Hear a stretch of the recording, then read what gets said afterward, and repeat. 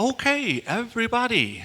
Hjartanlega velkomin í Listasafn Reykjavíkur. Ég heiti Markús Þór Andrésson og ætla að vera með ykkur hérna sem svona moderator á þessu spjalli. So, welcome everybody to Reykjavík Art Museum. My name is Markús Þór Andrésson. I'm going to be moderating this talk, but I have the feeling that I will be completely useless in this talk. No. I mean, I go silent often, and then you can help. Okay, I didn't know that.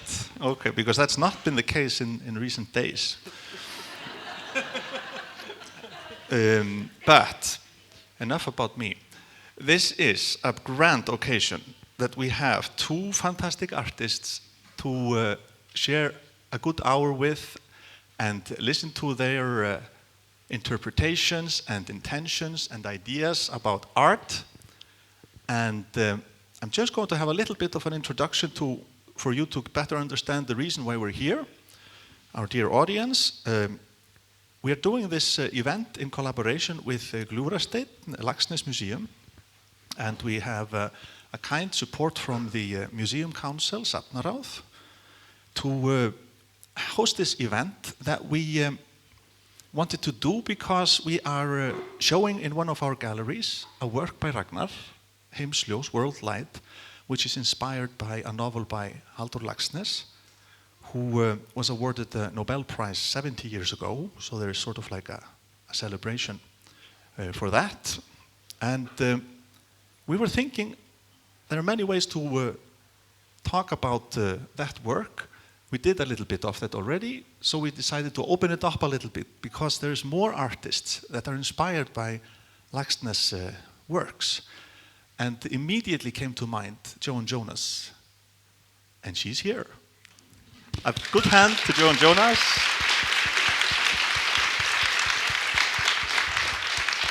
And we can also say, give Ragnar Kjartansson a good hand.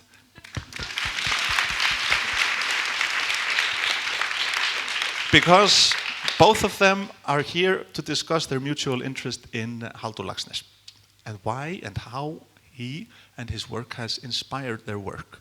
And the question that we were so curious about when we headed out into this venture of having you come to Iceland was how come artists use other artists' work for creating new pieces? How does that happen? Where is this light that comes about? Is it coincidence? Is it deliberate? Is it something that's in the air?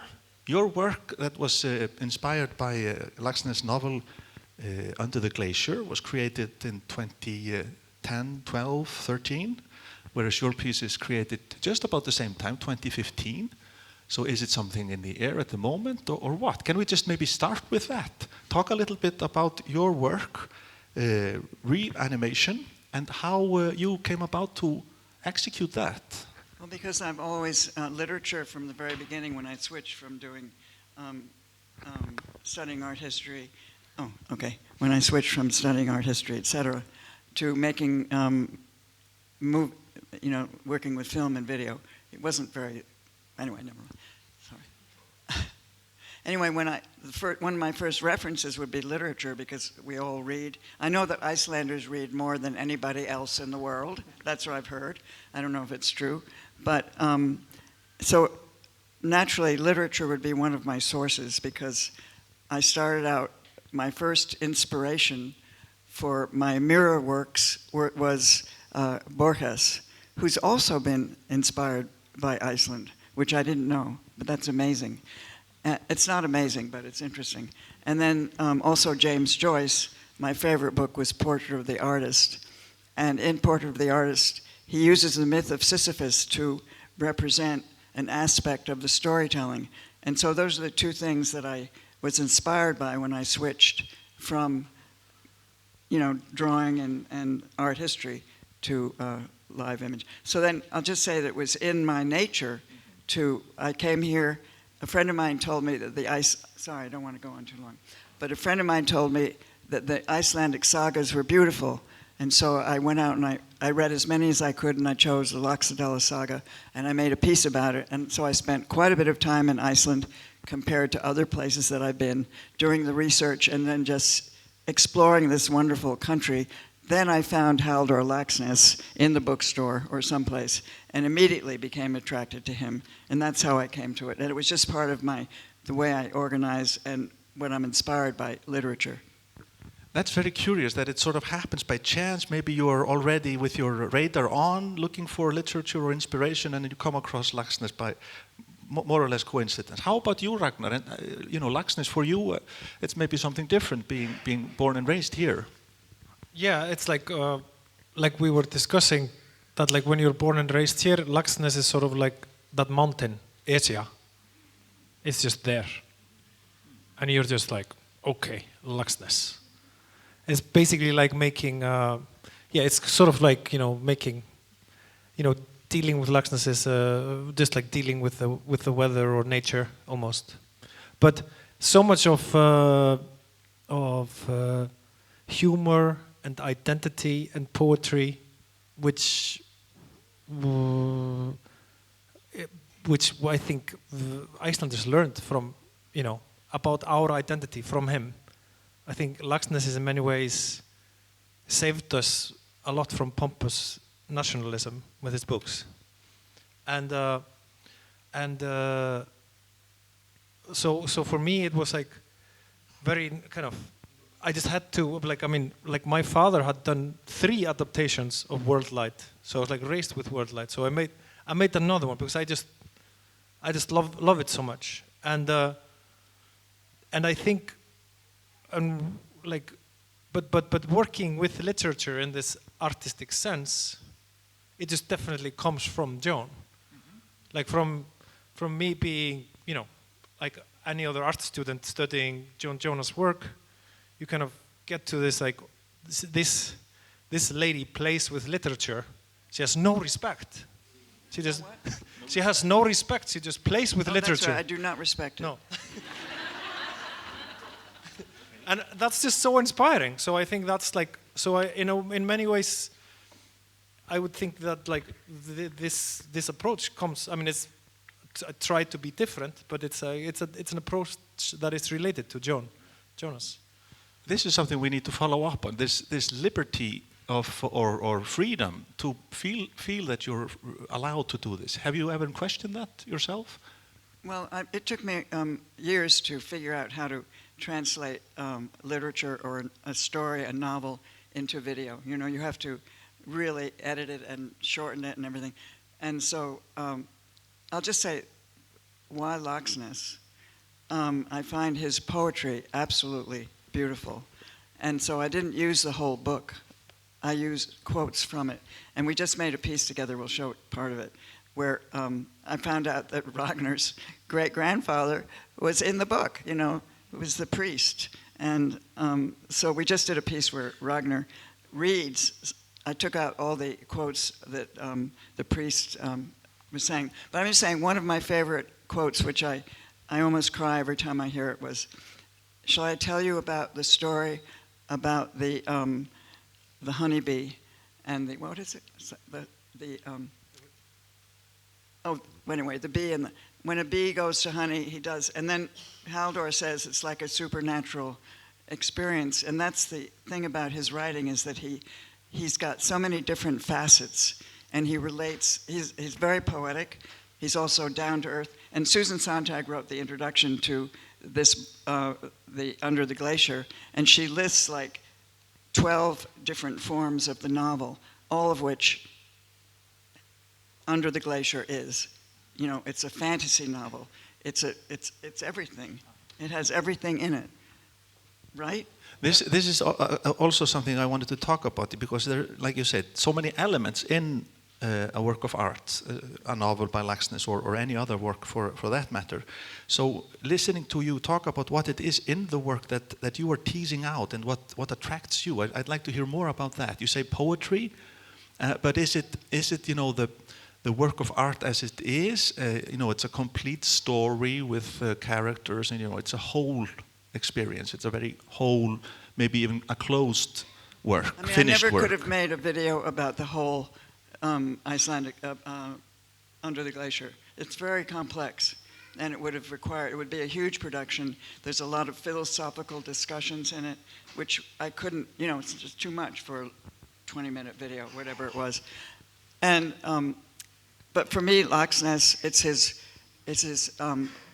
it's not what Susan Sontag emphasizes, but it's the poetry, the beautiful, and also always relating it to the supernatural.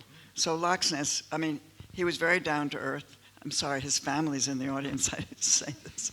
But anyway, he's very down to earth. He's got his feet on the ground, but he's aware of everything and talking and relating everything, the magic, the supernatural, the everyday, the humor. And of course, I probably don't get most of the jokes because you can't translate humor so well. But anyway, I just found him really beautiful. We were just talking about it in the last few days. Like for us here in Iceland, then Laxness is so much of a joker. They're like, and not only in his literature, but there are like endless myths about like, haha, the time somebody hit him. He had a car accident, and how he replied when he had a car accident, etc. So there's both his literature and just the character Halldór Laxness is sort of an Icelandic Mickey Mouse, that there's like he's endless comedy. But what Joan was mentioning, or maybe more Mr. Bean. Dig your own grave, Ragnar. That's all good. But does this resonate with you, Ragnar? What Joan was talking about in Halldór Laxness' work? I mean, just asking you the same question. What is it in the work that drives you to, or compels you to take it on? Is it the characters? Is it the narrative? Is it the, what is it? It's just that very special feeling for beauty and irony at the same time. He's totally ironic. Yeah. I could just quote, I remember, the dandelion and the honeybee. He says, John, I'm going to tell you the story. Did you ever hear the story of the dandelion and the honeybee? And the guy said, that's pure drivel. I'm going to bed. And then Laxness says, when the bee goes to the dandelion and takes the pollen to another place, that is supercommunion. So he makes it totally serious after this joke about its romantic drivel. He makes a very serious presentation of that story. That's maybe an example of how he puts the things together. Yeah, because and therefore the beauty works like it. That's why the beauty always goes to the stomach, because you kind of laugh and then you're emotionally ready for. It's sort of like a Charlie Chaplin tricks. Like you laugh and then you're really emotionally ready for seriousness.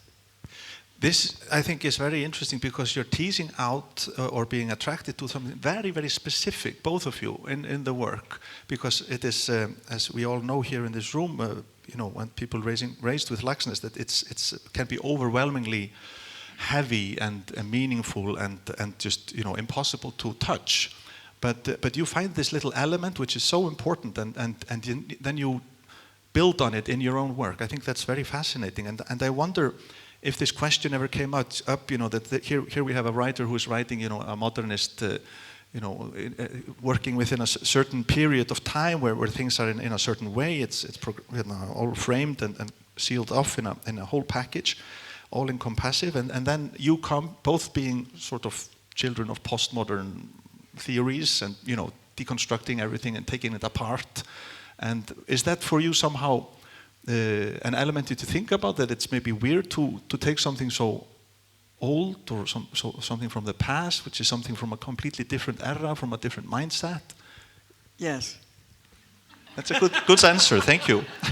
Do you agree as well? Yes, very much. Okay, next question. But I've always kind of also misunderstood it, almost like as that like I was thought he was also kind of a postmodernist at heart. It's like I always kind of misunderstood Laxness in that he's sort of a postmodernist. He's like a mega modernist, but this play with the romantic and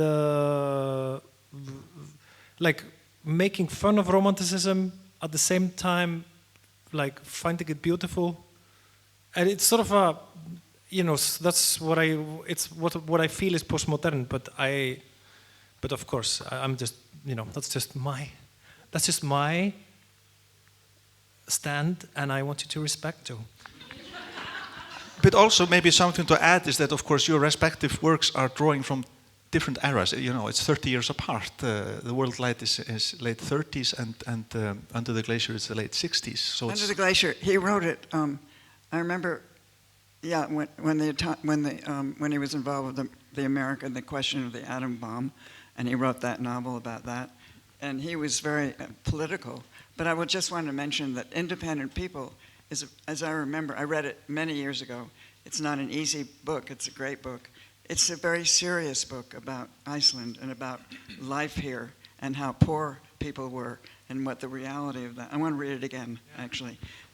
So it's interesting. He was, in this particular book, Under the Glacier, I don't know, it's kind of a special one of his books, right? The way it's written and all the different references. And for me, it influenced my next body of work, because I thought, Under the Glacier, the glaciers are melting. And that led me to global warming. You know what I mean? Yeah. So that's how these things work. Before we maybe go into more detail into the way you work and the way you construct your works as artists yourselves, I was wondering if we should take a break and visit what you're working on now. You had a couple of days and you immediately started to create new work, right? Yeah. I mean, Joan was creating new work. So this is a funny thing. It's like a thing that's been in motion for 17 years now. Because the first time I met the great Joan Jonas it was in a cocktail party in Venice, and we started to talk, and she said that she was like, "Oh, you're from Iceland, and I'm so interested in Halldór Laxness, and now I'm reading Under the Glacier," and then I just had to brag about that like Halldór Laxness said that it's like at least he said it to my father. That like Jón Primus was, this whole adventure kind of started with my great grandfather, who was a priest in Snæfellsnes and fixed primuses. But he was maybe not a very wise and spiritual man. But it definitely was not as wise as Jón Primus. So I just was bragging about this, and then Joan, you asked me if we should. Maybe I knew about it before I met you, because I came particularly to meet you, remember? Oh, yeah. I came. No, I mean, I was in Venice, and he was there doing these portraits of your friend over and over again. And I think I knew I went to, because I wanted you to be in it. And the funny thing is that then I said, well, will you play the part? And because he's Icelandic, he did not answer me directly. He answered me in a way that implied that he wouldn't do it. But apparently I just learned that that's the way they talk in the area that he comes from. It's like ambiguous. We never, and so it took me. It's skaftfelska. But anyway, so for me, the Icelandic culture, so because I was involved with literature, I was always tracing when did the novel begin and everything. And I worked with the fairy tales, and the fairy tales are very flat. The characters are flat. And then the Icelandic sagas are the next form, and they're three-dimensional. The characters are three-dimensional in the sagas, and they're based on real people, which to me is very interesting. I don't come from anything like that. And so that was very interesting to me, and I was very attracted to that idea. And then here we are with a real person who's in the novel. So that's still going on, or at least until Halldór was, he was still writing, and probably other people do too. So any writers here? Based on real people. These writers are, I mean, it's like being in a society like here. It's like, people come across themselves in in books of these writers who are in here. When I was working on the it's like you make a scandal in a family party and suddenly it's in a novel. That just happens to Icelanders all the time. But to cut a long story short, 17 years later, you understood that he actually meant yes. And it wasn't that much later. I mean, we've known for a few years, and so I said, "You owe me something, Ragnar." And what I meant by that is he owed me to play that part someday. And now, you know what I want to do? I want to do the last part of the, this is just on the side, the last part of the Under the Glacier, which is about this woman, Ua, who you all know, I'm sure. And I found her very intriguing and mysterious. And I left her, I didn't deal with her at all. But would you play Ua? Yes, very much. No ambiguity about that. But may we have like a preview moment with what you were doing? Pardon? Can we do a preview of what you did in the last couple of days? I guess you know what you're saying. Hit it.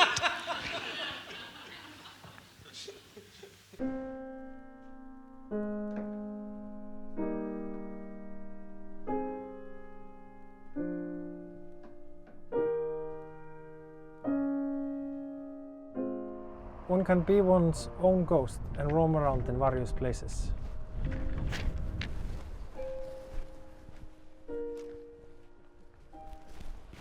Sometimes many places simultaneously. Perhaps I didn't approach it quite correctly. A ghost is always the result of botched work. A ghost means an unsuccessful resurrection, a shadow of an image that perhaps once been alive. A kind of abortion in the universe.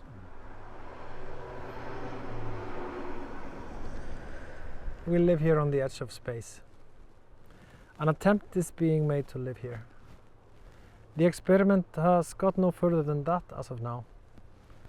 Perhaps the experiment will fail utterly. We live in a world where demons prevail. Murder weapons are what they live for. Murder is what they believe in. But they lie about everything else. And when I say the world is governed by nothing but demons, who will continue to be demons until they have destroyed the world, I'm not using profanities. On the contrary, demon is a scientific term, a formula covering a special chemical composition without connotation from politics, religion or moral philosophy.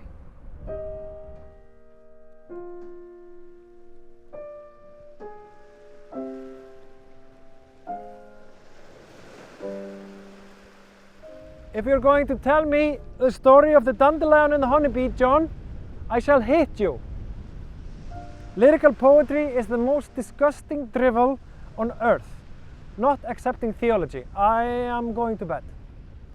When a dandelion calls to a bee with its scent to give it honey, and the bee goes off with the pollen from the flower and sows it somewhere far away, that I call super communion.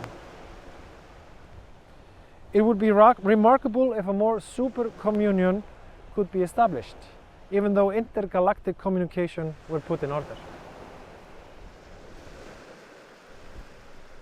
It is often said of people with second sight that their soul leaves the body. That does not happen to the glacier. But the next time one looks at it, the body has left the glacier. And nothing remains except the soul clad in air. As the undersigned mentioned earlier in the report, the glacier is illuminated at certain times of day by a special radiance and stands in a golden glow with a powerful aureole of rays. And everything becomes insignificant except it. Then it's as if the mountain is no longer taking part in the history of geology, but has become ionic. Wasn't the fairy ram that Halldór saw actually the glacier? A remarkable mountain. At night, when the sun is off the mountains, the glacier becomes a tranquil silhouette that rests on itself and breathes upon man and beast the words never, which perhaps means always. Come, waft of death.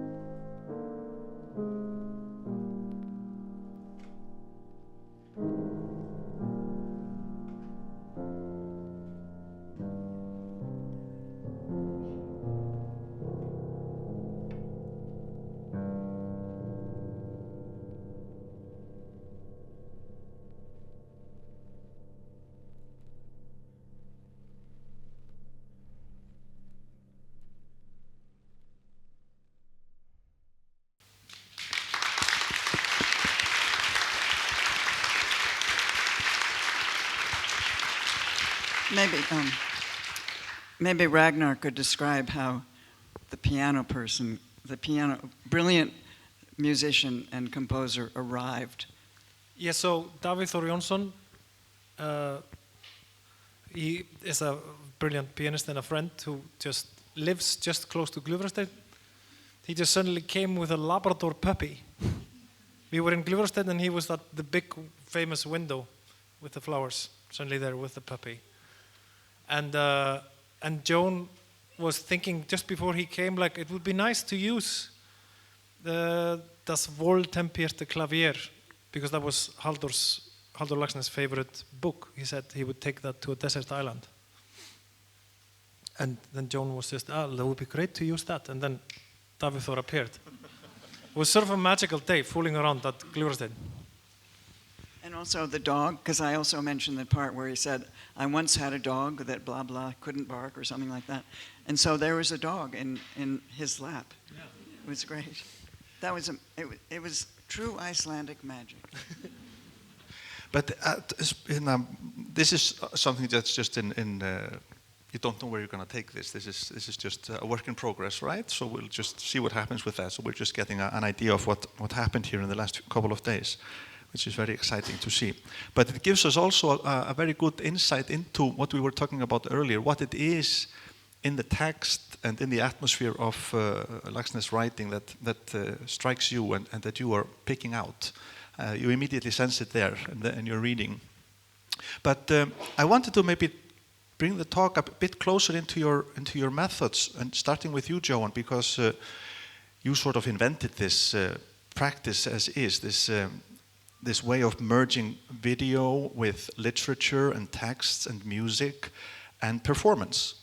And maybe asking you about your role as an artist in all of this. You're a narrator and a performer in your work, but is it clear to you, your standpoint within your own work?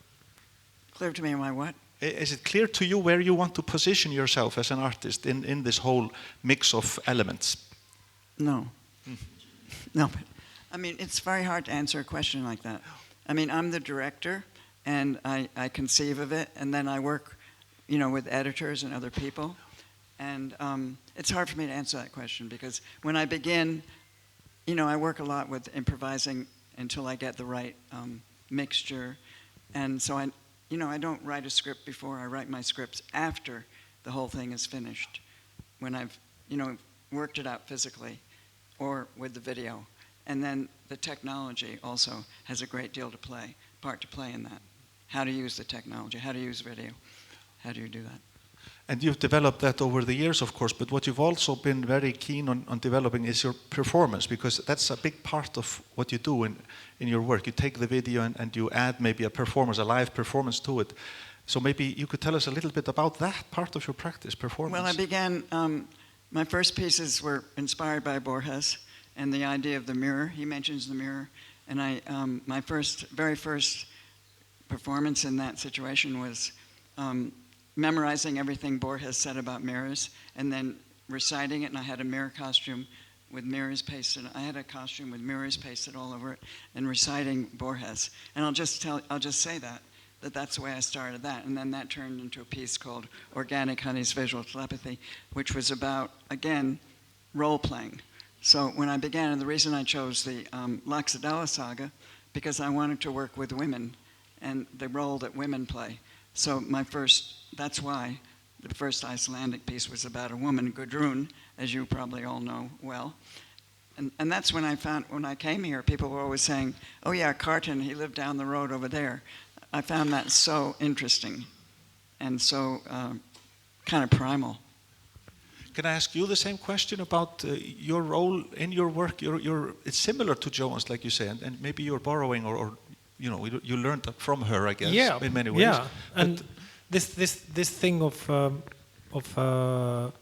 using, sometimes yourself, sometimes, collaborators, and kind of, and I bet like when you use yourself in your work, it's very kind of, then you are actually doing that. And it was interesting when we were filming, Joan was just, the camera sometimes, went into Joan's direction, and she was just like, no. It's like, I'm not performing in this one. And I know that sometimes you feel like you want to perform, because when the artist performs himself in an artwork, then it's always a statement, even if you start to, when you do it in art school, it's always a statement. It's like, I am the artist here. And so, yeah, that was profound. I'll just say something about that. I think Ragnar and I have something in common, is that we both love to perform. Yeah. So we love to get out there and have people looking at us and we're doing things, right? We're ham, as they say. Yeah. And for me, the minute I started doing it, I was like, maybe in my 40s, I was addicted to it, I just couldn't wait to do it. I don't feel that way anymore, Anyway. But take us a little bit into that. What is it that you love? Maybe it's the same as he loves. I want to get it from you first. I think it's because I'm in a situation where I can make it up. It comes to me. It comes to me without words. I have a piece called They Come to Us Without a Word about fish, but people are the same. Oh, people are the same as fish, as a matter of fact. But is it the adrenaline of just standing in front of people and being stressful, or is it the engagement with the audience? Can you elaborate? It's being inspired by the audience. Like, I've done bad performances and I can feel the audience drifting away and getting restless. That's really embarrassing. But I don't do that. That was in the very early days. Anyway, yeah. I don't know. How about you? And the same question. I'm thinking about performance and the role of that in your career. Yeah, it's just a kick. It's basically a kick to perform. And I just remember, like, I was studying painting in art school, and then there was Ráðhildur Ingadóttir had a course in performance art, and just like starting to perform, it was like, this is natural to me. It's like it was, sometimes something is natural for artists, and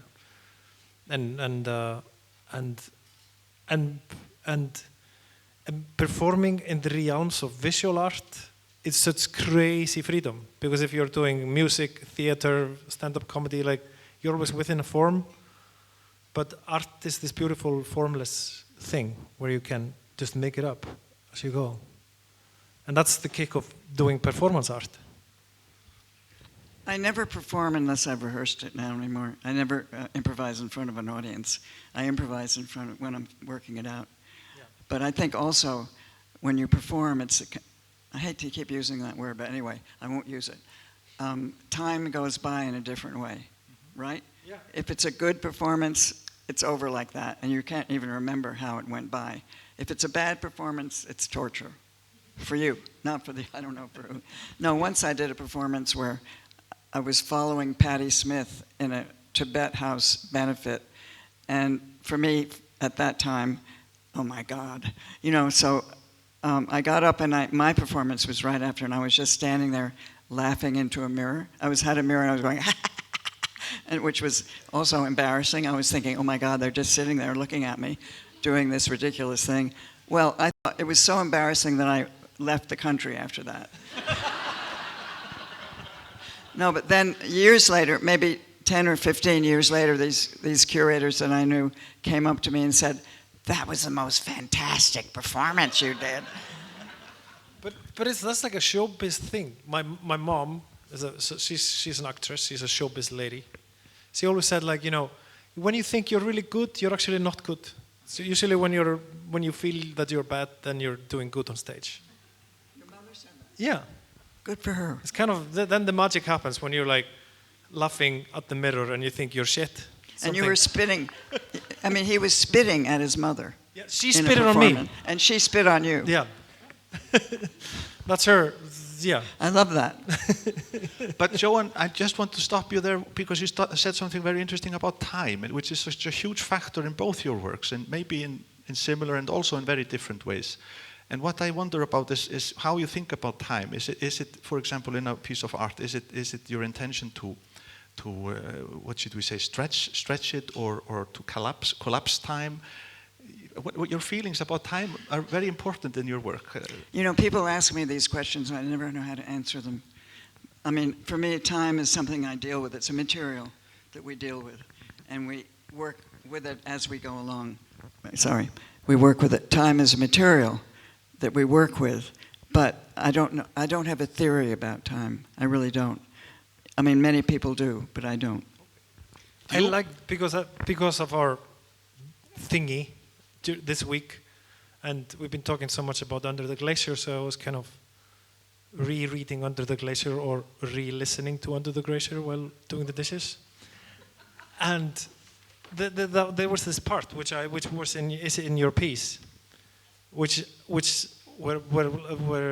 Laxness or Jón Primus' theory about time is great. That time is the only one thing we call supernatural. Yeah, it's the only thing that is supernatural.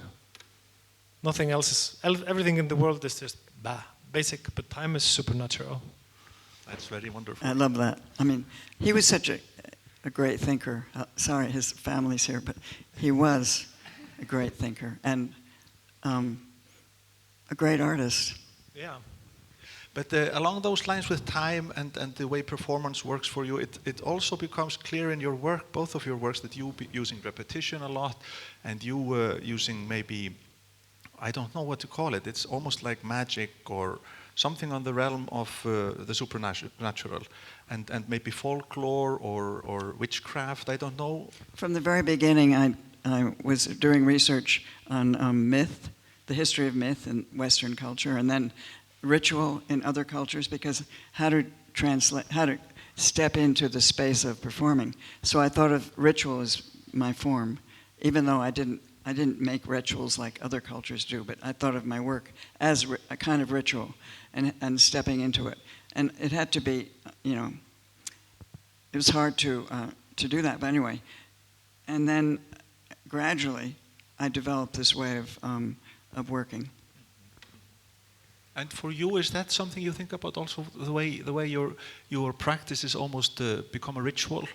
Yeah, I mean, I'm both raised in theater and then I was a altar boy in the Catholic Church, and there I learned the best kind of, because like I mean your works, it often feels so much like a humanistic ritual,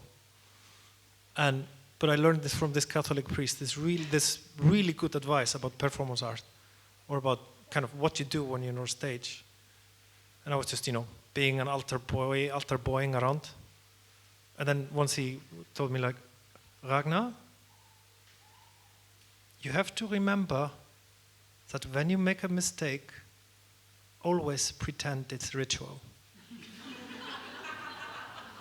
It's like the best advice. Very good showbiz trick. Yeah. I mean, I've seen one ritual I'll just mention is the Tibetans when they first came to America in the 70s and 80s. Sorry, when the Tibetans first came in large numbers in the 70s and 80s, and they were performing. They had these long horns that they blew, which made the most wonderful. Maybe some of you have heard those. And there was one performance on the river. It was called the Black Hat Ceremony. And it was on the Hudson River on a dock. There were a lot of people, of course. And they had these long horns. They were making the sound. And one of the Karmapas was there. And somebody brought out a big box. The ritual consisted of he opened the box, or they opened it for him. He put on the hat, took it off, put it back in the box, closed the box, and that was it. That was impressive. Wow. That would be the ritual. Yeah. Yeah, these things are gorgeous. Yeah. Like, and I think one takes in art a lot from religious rituals, and the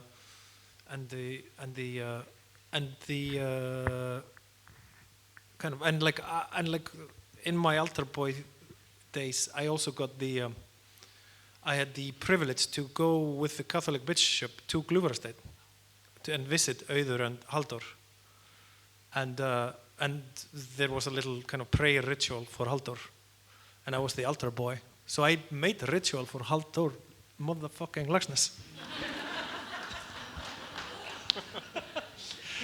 You can't beat that. Can't beat that, Joan. Sorry. But on that note, I think it's important to mention, maybe you just don't want to talk about it, but Halldór's, at least these two books and maybe more, they have these huge questions about very large topics for mankind, which is God and religion. Huge topics in Halldór Laxness literature is the question of God in both your respective works that you're thinking about, Worldlight and Under the Glacier, and also about art and about nature. And you can pick any of these three elements if they are important to you to think about in your work, or is it something that you're not so keen on discussing? I know that you have a feeling that you might have something to say about nature.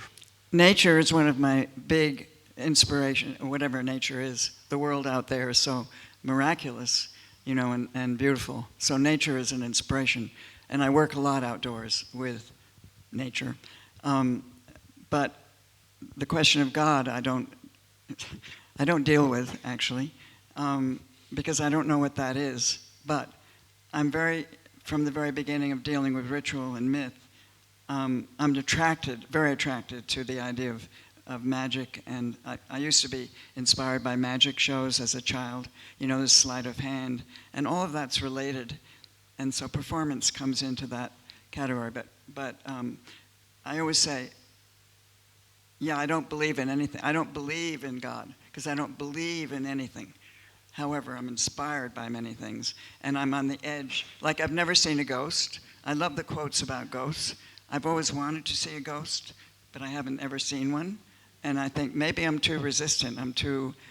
Like some man once told me, you've got too big a forehead. You'll never believe in a ghost, Wow. And you, Ragnar, is it something you want to comment on, these huge topics in Halldór's works? Is that on the same level interesting to you? But I think like one natural element, which is in both the books we were dealing with, in Worldlight and Under the Glacier, is the idea that God, eternity, everything is the glacier. And kind of both of these books are about the glacier. And like for me, like I think the glacier is such a big part of like kind of almost like my spiritual life or something. For probably being raised so much with this literature, and these glacier trips, I would never ever do them. Like the glacier is a holy thing. You just don't go to a glacier and have fun. That's what I say. Hear, hear. But it's such a wonderful occasion to be here, and I'm privileged of having the role to ask you questions, and I'm sure you also want to share that privilege. So think about if you have a question or a comment, please raise your hand. I'd love to repeat it on the mic so people can. So the video machine will record it. So first hand on, please. The question is, there's always a dog present.